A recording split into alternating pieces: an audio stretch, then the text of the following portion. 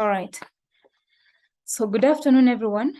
My name is Damaris Choti. I'm the coordinator of student and alumni programs here at Michigan State University with the African Studies Center. We're back to another African Tea Time event today that is going to take us to the country of Togo in West Africa. And our presenter is Caca Akibode. And Caca is not new to Michigan State University. We were talking about this. She has been representing Togo in the recent tea times, and this is her third time joining us. We are so privileged to have her share her knowledge, her expertise in the area of women entrepreneurship, women empowerment, and women development in Togo. And today, she's back here to speak to us again on the topic of women empowerment and agricultural development in Togo. And Caca is the founder of Kalia Expertise, which is a women incubation center in Togo. Currently, she's here in the US for a master's in public service. Am I right, Caca? Yeah. Master's in public service in international agriculture and gender equality at Cornell University. And the topic that she's going to discuss today is cultivating women entrepreneurship in agribusiness development. And Caca is going to first do the presentation, talk to us, present, and then after that, we can start the discussion part of the talk. And the discussion is going to, engage Caca with questions. You can do that verbally. You can text your questions on the chat, and then we can conclude the discussion for today.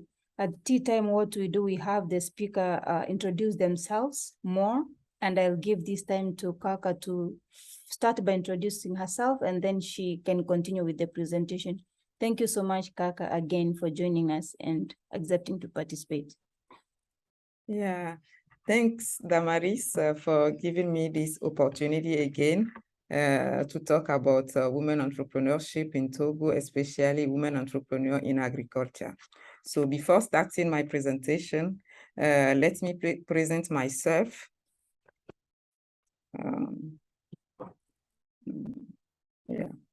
So my name is Afiavi Akibode. I come from Togo. I have a bachelor degrees in business and financial management, and then a master's degree in project management. My passion for economic usual lead me to have another master in economic development. Regarding my professional background, firstly, I have worked as a project manager with the General Directorate of Employment, where I used to support the designing and the implementation of youth employment projects. And then I joined the International Labour Organization as an expert in entrepreneurship. After 2 years works with this organization, I joined GIZ as a coach and entrepreneurship trainer. So I have also worked with National Agency of Employment as a technical advisor in entrepreneurship. So after 5 years work with this institution, I understood well the entrepreneurship and private sector environment, and my desire to pursue my goal in women empowerment area lead me to found Kalia Expertise, which is an incubator center for women entrepreneurship, especially women who are working in agriculture. So by leading this company 3 years ago, I felt that need to improve my skills in gender equality and agriculture development. So knowing about how to measure women participation along the agriculture value chain. So I applied for the Humphrey Fellowship Program last year, and I was selected. And last year, I was at Cornell as a Humphrey Fellow with a concentration on gender equality, women empowerment, and food system. So during my stay at Cornell, after a brief assessment of my Humphrey Fellowship year, I realized that I made a good progress in terms of professional development, working with some institutions that allow me to improve my skills in gender and food system. But I didn't have the opportunity to make a deeper exploration about gender usual, the historical aspect of gender, and some up-to-date approaches that allow to measure or to some up-to-date approaches that can allow me to learn more about gender in the agriculture area. That is why I applied for the master program, and fortunately, I got selected, and today I am a MPS student at Cornell University, especially College of Agriculture and Life Science, with a focus on agriculture, gender, and development. So I'm going to talk firstly about my country, its social and economical situation, and then I will talk about women's small business development and the barrier that they are facing. I will switch to government intervention. I will talk also about career expertise, that incubation center that I launched, the activities that we are doing on the ground. And also, I will talk a little bit about how my Humphrey Fellowship year led me to resolve some problems that women entrepreneurs whom I am working with. Yeah, so after that, I will present some projects, the lesson learned and some projects made by these women entrepreneurs. So Togo is a small country in West Africa between Togo and Ghana, with 56,600 kilometers square. The population is 7,500,000, and the capital is Lomé. In terms of social situation, according to the International Labour Organization, the unemployment rate in Togo was around 4.6% in 2020. However, despite the numerous efforts, the different efforts made by the government to reverse the trend, the poverty rate remains high. And according to the UNDP, more than 55% of the population lives in poverty. In terms of economical situation, I can say that in Togo, we have three main sectors. The primary sector is the sector of raw material. This sector represents 28%. We have also the secondary sector, which is the sector of processing, or the sector of industry. That sector represents 18%. And we have also the third sector, which is the tertiary sector. This sector represents the services, and it represents 54%. But when you analyze a little bit these three sectors, you can realize that the secondary sector is less represented. That means we have more raw materials, but we don't have industry or plants that can allow to transform or to process these raw materials into finished goods. That means also we need to support the secondary sector to promote more small-scale companies. In terms of agriculture area, Togo is predominantly agriculture country. So 80% of the population are working in agriculture. You can see that women in agriculture represent 56%, and women in agri-processing represent 43%. So this shows that women represent an important pillar of agriculture in Togo. So before switching to women entrepreneurship in Togo, generally, Africa is a world leader when it comes to the female entrepreneurship. According to the experts from World Bank, especially Fanny Delavel and Léa Rouanet, they said that the economic potential of women could massively contribute to Africa's growth. Also, in Africa, we have more women entrepreneurs than men. When we take, for example, 100% of self-employed population in the continent, we have 58%, women can make 58% of the continent regarding this self-employed population. Unfortunately, one of the reports of World Bank show that women entrepreneurs across sub-Saharan Africa continue to earn lower profits than men. So that means women represent an important resources for our economy in Africa, but most of the time we neglected to take them into account. Also, in Africa, in terms of agriculture, women play a key role in advancing agricultural development. They are present in all the components of the value chain from production to the marketing side. They contribute meaningfully to the economic growth, but most of the time, they face many issues that prevent them to become a competitive entrepreneurs. So among the barrier or difficulties that these women are facing, we have some social or cultural norms that prevent them to create or develop a business. The discrimination between men, and the unequal responsibility between men and men. We have also this negative perception by the society when women are fighting to become these accomplished women. They perceive them bad. So they have also a limited access to market. They have less access to extension service. We have also this problem of financing that prevents women to develop their business. They have the problem of the access of information and technology, the fear of failure, and the lack of confidence. So in Togo is not an exception about all this information I have just talking about.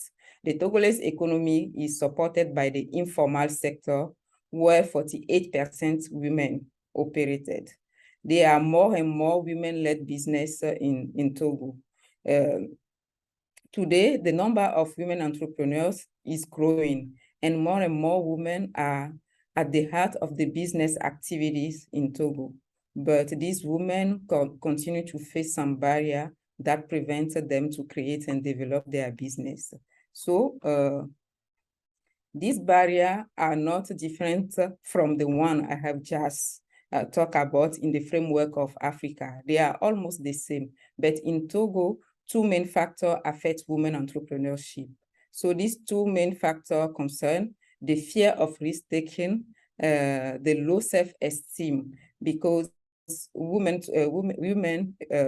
women, most of them don't want to borrow money to start something because they said, I don't know what that will be at the end. And also, most of them who are already entrepreneurs, they don't consider themselves as economic actors. So something that prevent them to improve their skills as a businesswoman. So I think it's something that people need to work on to help Togolese women to become a competitive women entrepreneurs. So aware of the situation and knowing that, or since one of the objectives of our national plan in Togo is gender equality, women empowerment, and promote their effective participation in the country's development, the government implements some action to support female entrepreneurship. So the government implements some reform that take into account the gender in some institutions in Togo. They implement also some training program to support women in terms of entrepreneurial mindset development and leadership. We have also the creation of incubation program to stimulate the emergence of competitive female entrepreneurship. The government support also the designing of national policy of female entrepreneurship with its action plan. The government invests also in some program and allow the creation of some institution. So among these institutions, we can have the National Fund for Financial Inclusion that supports women financing in rural area. We have also the Support Fund for Youth Economic Initiative that focus on women entrepreneurship. We have one of the important incubation programs supported by the government and by UNDP. So the objective of this incubation program is to change women mindset since they have this fear of risk-taking and the self-confidence problem. So this incubator program was created to support women to change their mindset and help them to develop their business. So knowing that the government only cannot tackle this problem of women empowerment, especially female entrepreneurship in Togo, he needs to be supported by private sector, such as NGO, private company, consultancy company. So it is in that perspective I launched Caca Expertise in 2018 to support the government's action. So Caca Expertise is an incubation center in Togo that supports women entrepreneurship, especially women in agriculture. Caca Expertise is a consultancy company and self-financing one.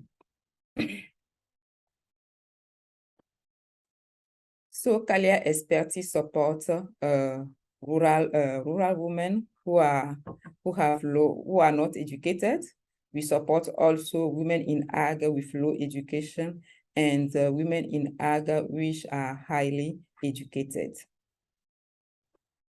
So we have implemented some activities. So our activities is usually implemented through some entrepreneurship training to develop a women entrepreneurial mindset, to enhance women entrepreneurs management skills.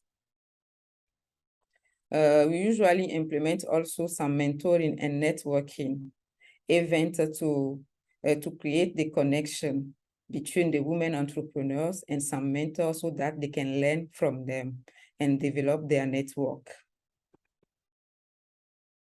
We usually organize some coaching session to help that women implement what they learn through the training section and track the progress. We organize as well some motivational meeting that allow these women to meet other people and share their experience with them so they can learn and get ahead in their way as an entrepreneurship woman. So here is one of our entrepreneurship section here. So during our entrepreneurship session, we develop many modules. So the first module we usually develop is how to find the business idea, where we discuss about market needs, innovation, technical ability, financing aspects. Another module we develop is how to create your business, where we talk about business plan, marketing plan, and sometimes how to my client identification. We talk also about women and leadership, where we discuss about how to develop a partnership with other people, how to make connection between your family and your business. During our coaching section, we usually discuss with the women entrepreneur in terms of bookkeeping, because most of the time when it comes to bookkeeping, it's very difficult for women entrepreneurs to do that. So we work on them on bookkeeping, customer base, social media development, briefly give them the essential tools to women to manage their companies. We used to organize also some entrepreneurship events to motivate women in their activities. So one that we usually organize, which is a yearly event, is a special Women Entrepreneurs Day, where women can meet other people such as financial institution, government people, successful women entrepreneur, and exchange with them about their activities, their difficulties, how they used to resolve that. So by doing this, they can develop their network and learn from the successful women. In the rural areas, as I said we support as well rural women who are not educated. So in the rural area, we organize from time to time this motivation event where we discuss with women to know about their intervention along the agriculture value chain, because we have some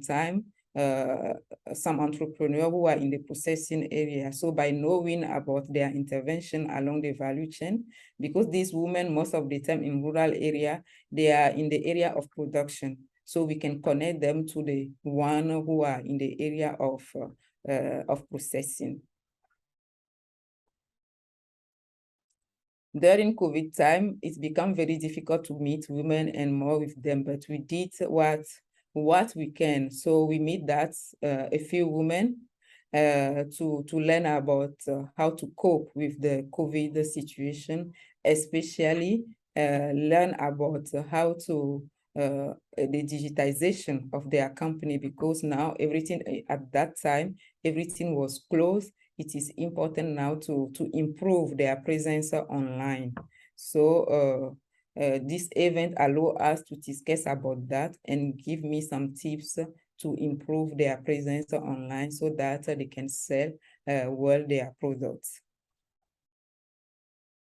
So by working with these women is something which is really interesting and at the same time really challenging. So the women, after improving their skills, they become more and more interesting to improve or to develop their business. So they need financing opportunity, what they don't have, something which is difficult. Also, with the COVID event, they become important. As I said that they improve their presence online, but the problem they have is that they don't have this technical skill that allow them to manage their presence online. Also in Togo, the internet cost is a little bit high.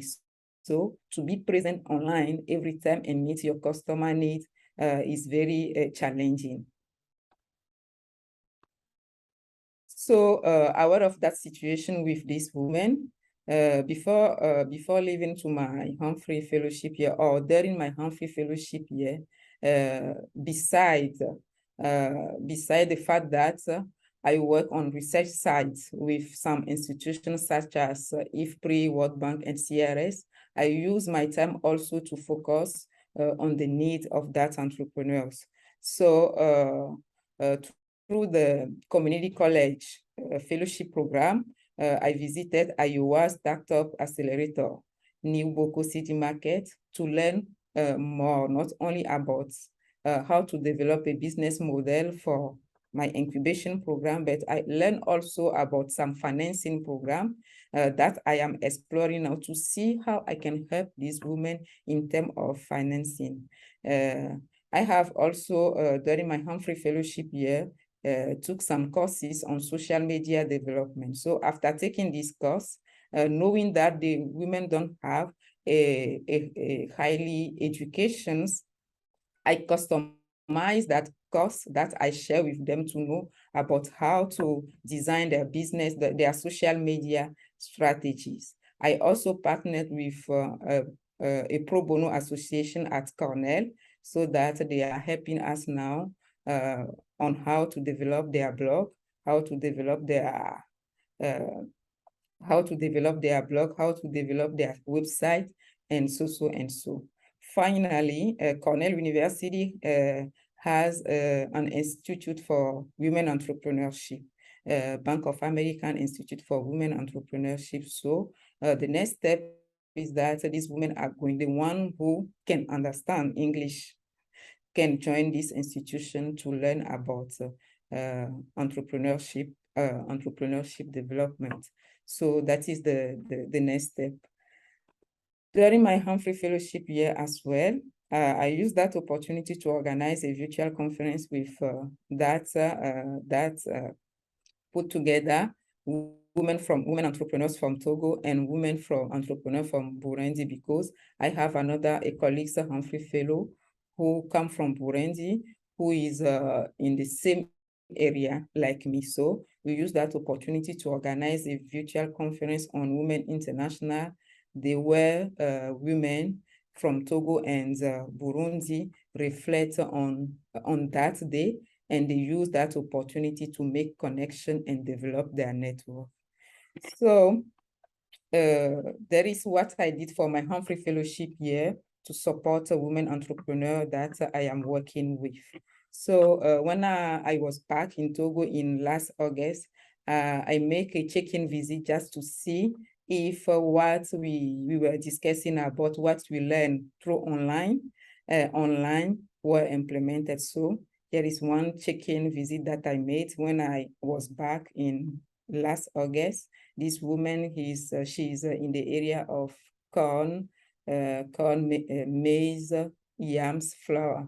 There is another woman who is the area of spicy, one in mushroom area, and so. So by doing all this, I learned some lessons by working with these women. I learned that these women, they are willing to learn and change their life.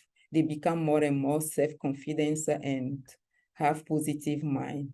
Most of them change their mindset and they are ready to face every challenge that they can meet in their way of entrepreneurs. And most of them also improve their management skills. So thanks for your attention. Yeah. Wow. Thank you so much, Afiavi. You never disappoint all the time when you're presenting. I'm very keen. I'm very keen because I've been following your career trajectory for about 3-4 years now, and it's very impressive to see where you are at this point. You're thinking ahead. You're very visionary because within your work environment, you look ahead to see how can I improve myself in order to improve my program or the program that I'm affiliated with and the group of women that I'm working with. I think that's how you're where you are today. You're there because of the type of people that you serve. You're trying to bridge a need, to bridge a gap. So thank you so much for that wonderful presentation. Welcome, Gaba.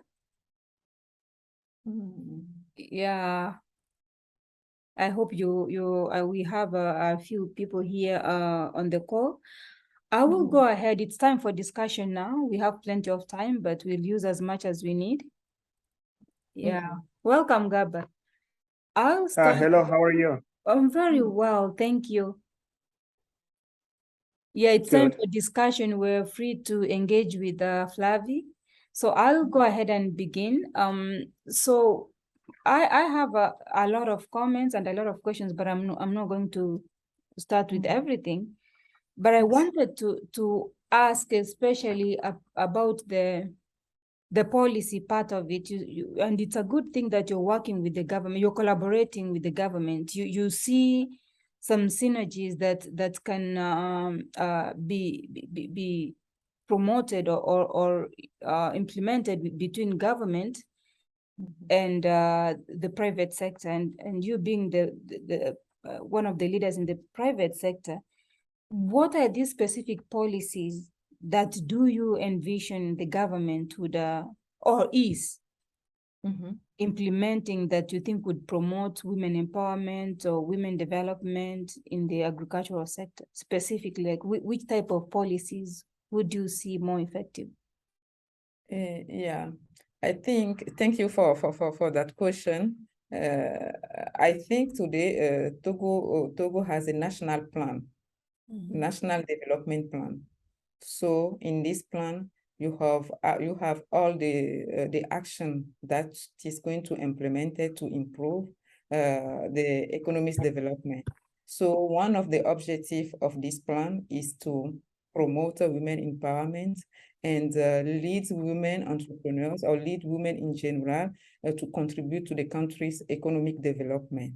So I find this policy very interesting and helpful, and I align all my vision on that, that objective. Oh, wow. Thank you so much. So do you think a policy, or maybe if I may ask more directly, how do you think that type of policy, at least that type of offer from the government, because if the government is really willing to support empowerment programs, women empowerment programs, how does that connect to your work? Like, do you benefit? Or people like you, organizations like you, do they benefit directly either through financial support or some programming that impact what you do? Like, does the government care about what you do, and do they provide either resources, monetary resources, or some type of resources, that would impact the work that you do or promote the work that you do directly? Yeah. Okay. I think the government action help in the country's development. I know that with this institution that the government has created, they are helpful. They are helpful because I know that they cannot do all.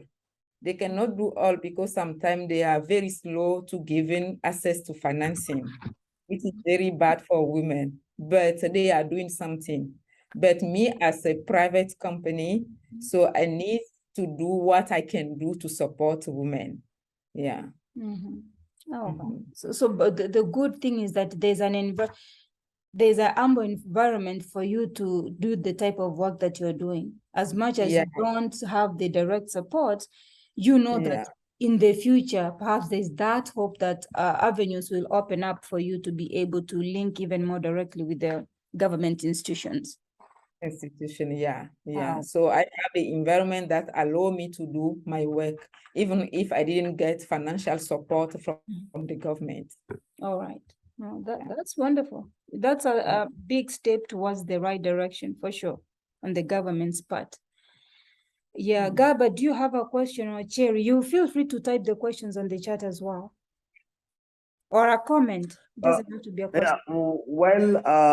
I really appreciate what she have been doing because we are just neighbors. I'm from Niger. Whatever she have been saying is really a fact for West Africa development. Women empowerment is much more ever needed especially in business. Due to certain cultural and religious circumstances. Unfortunately, not all the women are being exposed to these opportunities. On the second issue that she has already mentioned, that is a real fact. In terms of speaking English, also women are left behind, and this may prevent them reaching some opportunities in terms of development or business. Yeah, those are great comments. Thank you so much, Gab. And I think that makes me like incites my thinking that perhaps part of what a program like yours can think about maybe in the future is the language issue. Because now you're here, you see some opportunities that you think you can connect your women, the women program too, but you understand that language is a barrier. I know that you have French for sure that most of them would be fluent in, but still there's a limitation in terms of how many countries speak French, Yeah. So perhaps as you go along, you might consider maybe some language trainings Yeah. It takes time, but something that to consider the back of your mind that, you know, as you advance is when you start seeing what needs to be done, like what other types of needs would would need to be addressed. But that's a great comment, Garba. I hope I'm pronouncing your name well. Yeah, I Yeah, think it's just Garba, very easy. Yeah. Oh, sorry. I When think it's a good contribution because it's something I'm thinking about, but I don't know how to implement it yet. But I think because by trying to connect women entrepreneurs with the Entrepreneurship Institute at Cornell, it becomes difficult because I have some who want to have that training, but they cannot speak English. So they are very sad. They become very sad. But the one who can join are few. So it is important to work on that side, but I will see how I can work on that side to help them to improve their English speaking. Yeah, I think it's a good contribution. Thanks so much. Yeah, I know sometimes it's sad that we know that English and French are foreign languages to Africa, but somehow there's no way that the world has brought us to a place that we can't avoid. Yeah. We're trying to. Well, if you allow me, I have been teaching English for a while, almost a decade. I was an English teacher when I was home. What they are going on now, I think that women also can have great opportunities to learn the language with all the online. I know that also getting access to internet is difficult for us, but it may start with basic English for the fee program that you want to implement. Basic English, in business, because most of the time the barrier that we face in West Africa that we cannot have courses that are contextualized with our subject of knowledge or with the field of experts that we want to go through. Before leaving, I was just thinking about whatever the person or his specialization is, the best way for him to acquire a foreign language is to go through his or her specialization field, and it will be very easier and be connected with some networks that speak the same language. And I think even before just joining you, I was talking about one of my colleagues, my friend that is a lawyer, and I was just empowering him that if he wants to be fluent, he has to read books or articles relative to law. That will be very easier for him. Yeah. All right. I have a big question that I know or believe that Garba is going to have a contribution to. But before I get there, I had a question about tracking progress. I know you said that you track progress of, the impact that the program has made in your organization. But I specifically, like, how do you evaluate it? Is it annually? Is it how do you get to have the data of performance? Like how are your programs performing? Yeah, this is done, I think, each 3 months. So because after the training, we visit them. We make the first visit to implement to give them the bookkeeping tools. Yeah, because they need to have some book for bookkeeping. So we implement all this, and we try to work with them on that for our first visit. So, and then we can come back maybe 2 months but 2 months and 3 months to see how they are doing with that. But most of the time, we speak on phone to see if it is difficult for them, what difficulties they are having by using that bookkeeping system. And they explain and we give them some solution. But after 3 months, we got on the ground, visited them to see really what they are doing and try to help them in that way. Oh, That's wonderful to know that you don't just initiate and leave them to figure out how No. to process it. Because during the training, they feel that they understand. But it's during the visit, you know that they don't understand. Oh, wow. Yeah. Mm. That is wonderful to know, especially tracking progress or evaluation or assessment is sometimes the part that is not clearly done. So sometimes you might be doing a wonderful job, but you don't really know which areas are working better, which areas do you need to improve in.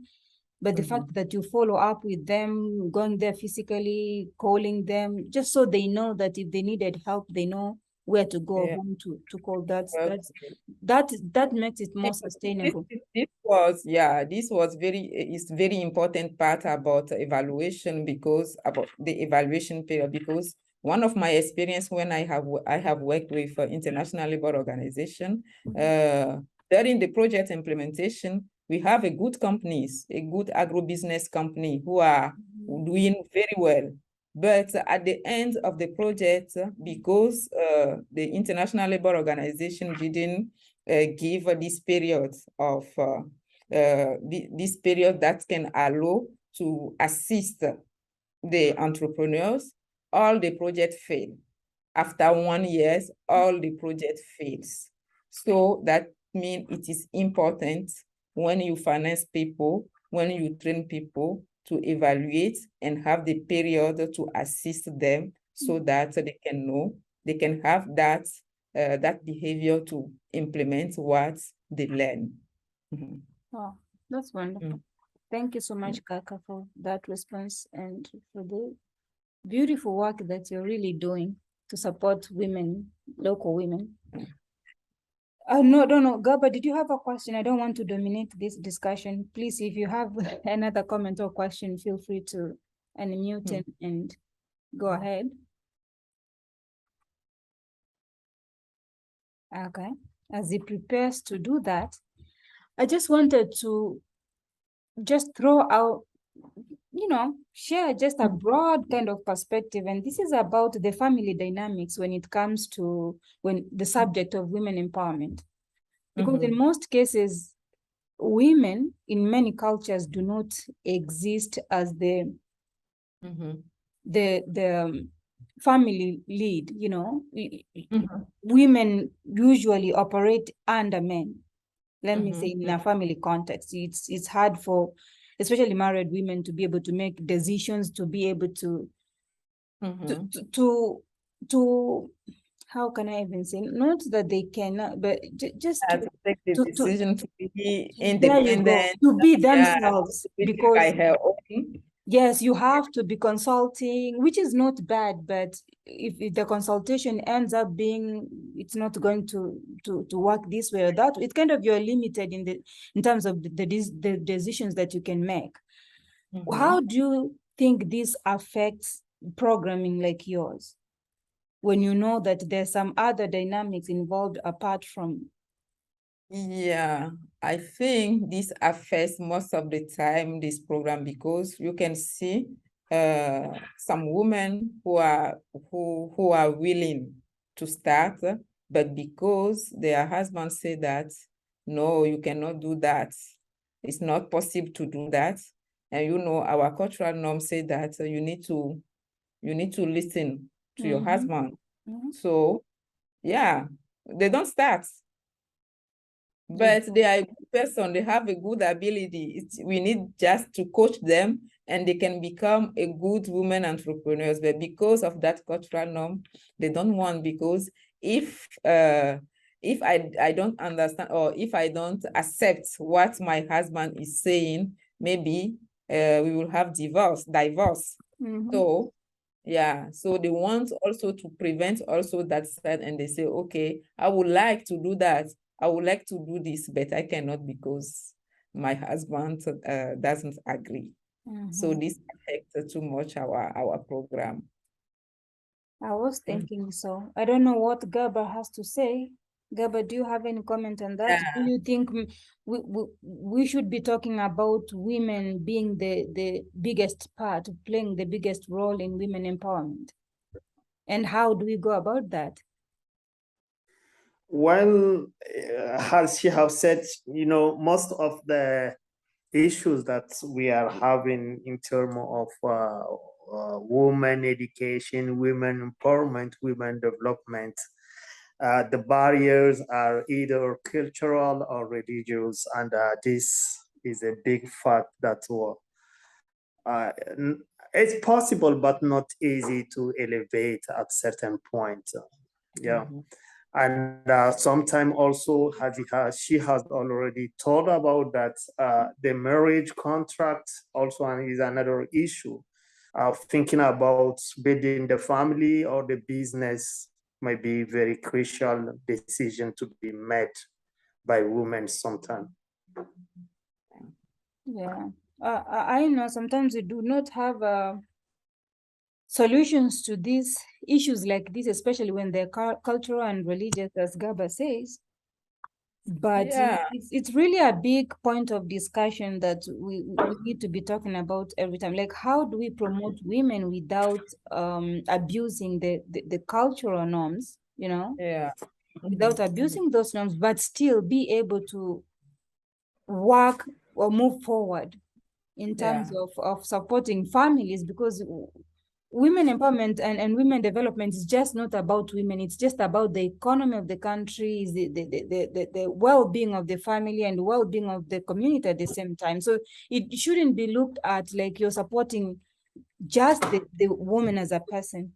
By support is it kind of saying that there's a group that has been left out in development, whether it's agriculture or in leadership, in whichever sector.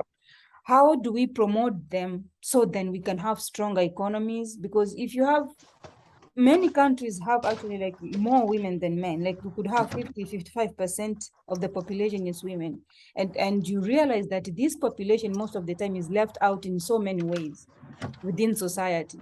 So in me, I see women empowerment as a way, an approach to improving the entire, like the well-being of society in general. So the problem that sometimes comes is that when you talk about women empowerment, it's as if we're talking about empowering Caca as a person. We don't really expand it to think that it's not just that one person, but we're moving towards just making society more productive by involving populations that have been marginalized. And it's not just women, of course. This brings back to the inclusion and diversity issues. Like when some yeah. population is left out, then you have a weak economy, you have a weak society in general. So I wish there's a more I push think an towards, yeah. important point we need to work on, because Really? this situation of the marriage is very important for us in Africa. Yeah. So if you lose your marriage, people see you like yeah, you understand me. So they prefer to protect their marriage instead of going to business. Yeah.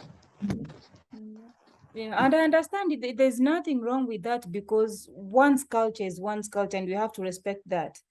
That I perhaps think that where we should be moving into is just having this mindset that the word empowerment, it doesn't mean distancing or breaking yeah. families, because the word empowerment kind of is synonymous to making the women hardy and disrespectful and too independent to be able to operate within a marriage setting. Mhm. Yeah. Gaba, you wanted to say something, I'm sorry. I think that what you have said is another issue. We should consider women as an agent of development, but what the presenter have also said also is something crucial, that in Africa, family is much more important than everything, if I can say that. And sometimes they still have a movement toward this liberation, like they still have in some areas women can still go to school and study, but alleviate this barrier and near coming future is a long term objective, I think that. And sometimes also it may depend really on how the couple on the society view women in the case that she has been educated. For example, I can just give you an example. At some level, if you want to go for a PhD program, for example, as a woman, you have to make the choice, either the PhD program or get the marriage, because at certain age also to be involved in societal issue, you cannot. And another issue is that if, for example, a PhD woman who has a PhD, it will be very difficult for her to be engaged socially or having a marital milieu. Sometimes men are really afraid of women that have been highly educated, and it's difficult. See, Gaba, we're being honest here. We're just presenting matters as they are.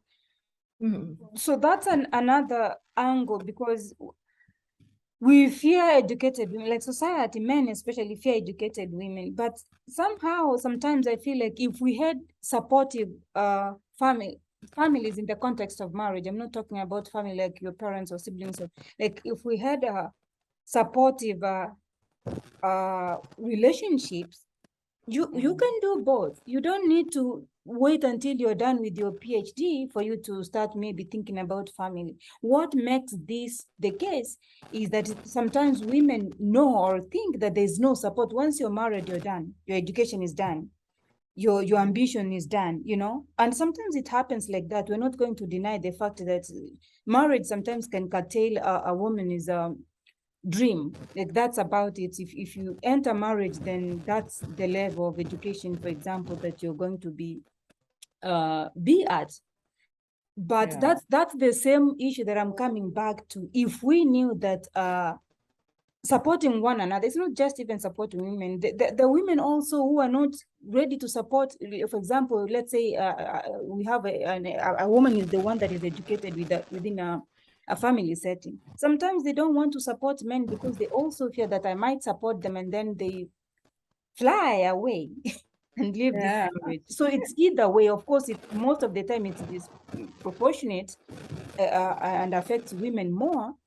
But if this fear was eliminated, if we knew the goals that we're working towards, if we knew that empowering ourselves as people, men and women together, is beneficial for development for society in all ways, then we shouldn't be worried that I shouldn't get married. I have to finish my PhD before I do. If I give myself as an example, I didn't have to wait until I finished my PhD. I was married when I was doing my master's program. You know, but I wouldn't complain that my spouse, for example, gave me a hard time. He's pro women development. So we had children when I was still in the program, and here we are. So I'm not trying to say that, oh, mine is a success story. That's not what I'm trying to say. I'm trying to say that it's doable. There's no threat if both of you have the mindset that we're doing this for the family, we're doing it for community, we're doing this for society. We want to develop this type of mindset in us ourselves, that it's doable. The fear, like the Gaba was saying, for women to stay that long is I don't want to start a family before I develop myself fully, you know. So it's a challenge anyway, if we put it like that. Oh, I don't know. I think some, there is something happened with or maybe it's Gaba's. It's Gaba, Anyway. So it's 5 already, and we can. No, I'm talking about Gaba. Oh, Gaba. Say something. Were you saying something, Afiavi? No. It seemed like Gaba is saying something. I don't know. Oh, maybe. Gaba. No. Go ahead. No, Okay. Gaba, we're about to close here now. I mean, we might continue with this discussion for different It is angles, really but beautiful. it's beautiful to be able to discuss this, to be able to discuss these issues, putting them out there because it's real. We're not going to hide it behind anything. We know it's a challenge. Women empowerment is always complex because of the cultural norms or cultural values, cultural dynamics that are involved, especially in Africa, and I'm pretty sure in many other different parts of the world. So, but with time, maybe, just maybe, you're going to have many women who have been able to advance or who have been able to access spaces that majority women have not been able to access before. And out of that, we can have role models. We can have men looking up to those women and thinking, wait, I should be doing this. It's doable. It's a success. It's a success story for the I family agree. and for society in general, when you are both supporting one another or each other. I So think say it again, sir. okay, I think we need to work on the mindset of men. Yeah, just to lead them to understand that when women get married, it's not the end of her dream.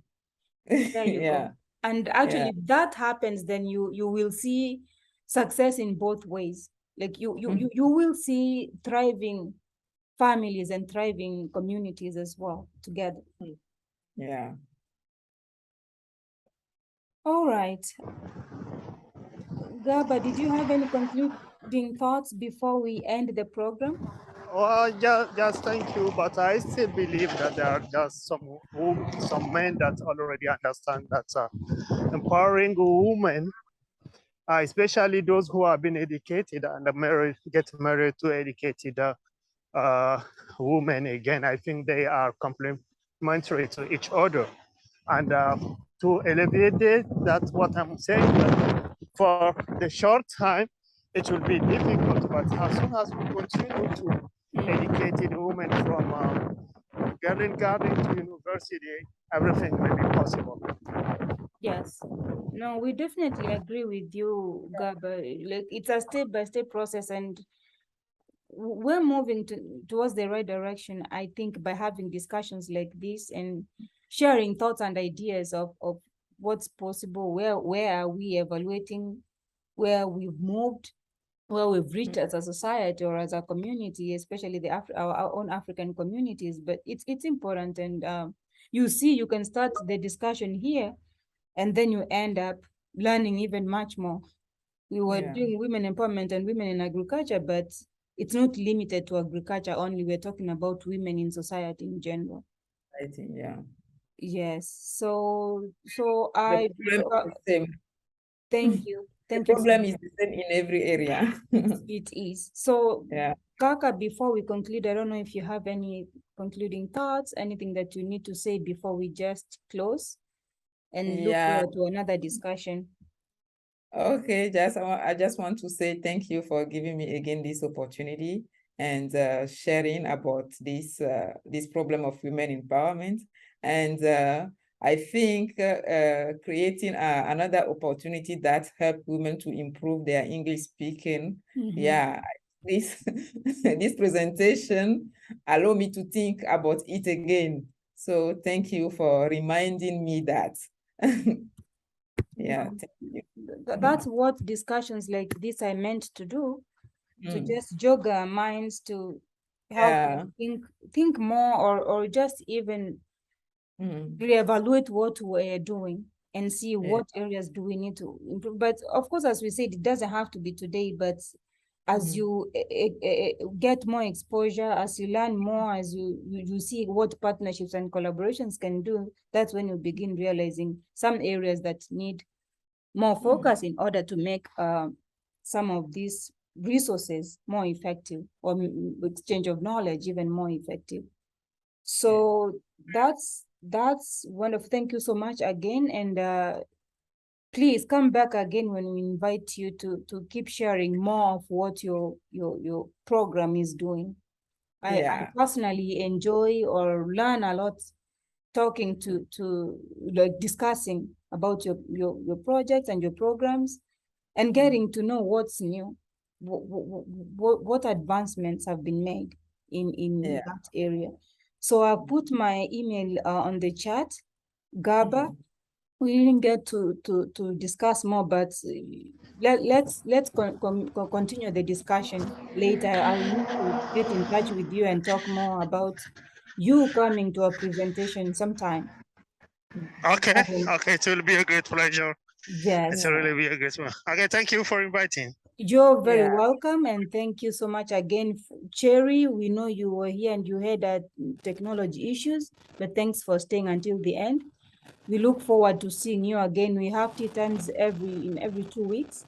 If you have time, please join us. And this presentation here is being recorded. We're going to share it on YouTube, so you will have access to it again. But thank you so much, and I look forward to seeing you another time. Bye, everyone. Yeah, bye. Thank you. Bye-bye. Thank you so much, Caca.